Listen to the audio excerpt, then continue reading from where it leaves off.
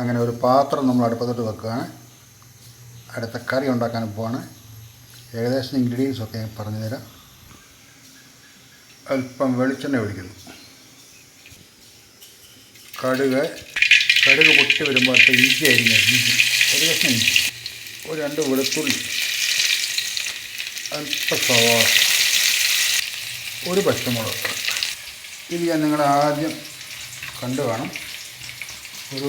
നമ്മുടെ സ്വല്പം ഒരു 100 ഗ്രാം തേങ്ങ ജീമിയെടുത്തതും, അല്പം മല്ലിപ്പൊടി, അല്പം മുളക് പൊടി, ഗരം മസാല, മഞ്ഞൾപ്പൊടി കൂടെ ചേർത്തിങ്ങനെ നന്നായിട്ട് വറുത്ത് വെച്ചിരിക്കുകയാണ്.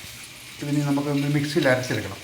അതുപോലെ ആദ്യം ഞാൻ ഒരു തക്കാളി, ഒരു ഹാഫ് സവോളയും കൂടി ഇങ്ങനെ ഒന്ന് ബോയിൽ ചെയ്ത് വെച്ചിരിക്കും. ഇതും മിക്സിയിൽ നമുക്ക് അരച്ചെടുക്കണം. അങ്ങനെ തേങ്ങ നല്ല പേസ്റ്റായിട്ടുണ്ട്. അവനെ അങ്ങോട്ട് ചേർക്കാം നമുക്ക് കറിക്കകത്ത്. സവാളയും തക്കാളി ഒരു 2-3 വെളുത്തുള്ളിയും കൂടെ വേവിച്ചെടുത്താണ് അരച്ചെടുക്കാം. സവാള തക്കാളി അരച്ചോടെ ചേർക്കാം. നമുക്ക് ആവശ്യത്തിന് ഉപ്പ്, ഒരു 2 പൊട്ടറ്റോയും ഒരു 2 ക്യാരറ്റ്, ഒരു 300 ഗ്രാം ഗ്രീൻ പീസും കൂടെ കുക്കറിൽ നന്നായിട്ട് വേവിച്ച് വെച്ചിരിക്കും. ഒരു പച്ചമുളക് ഇട്ടിട്ടുണ്ട്. അത് ഞാൻ ചേർക്കുകയാണ്.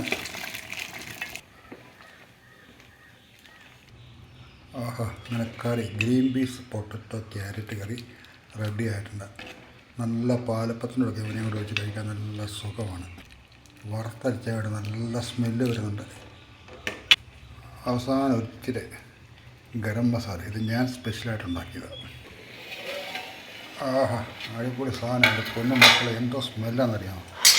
ഒരു പ്രാവശ്യം ഒരു പരീക്ഷണം നോക്കിയാൽ ഇത് ഉണ്ടായിക്കഴിയുമ്പോൾ അറിയാം. നല്ല സാധനം. ഇച്ചിരി കുറുകി വരും. ഒരു അരമണിക്കൂർ ഇങ്ങനെ ഇരിക്കട്ടെ, അടച്ച് വെച്ച് അത് കഴിഞ്ഞിട്ട് നമുക്ക് ഉപയോഗിക്കാം. Okay, by.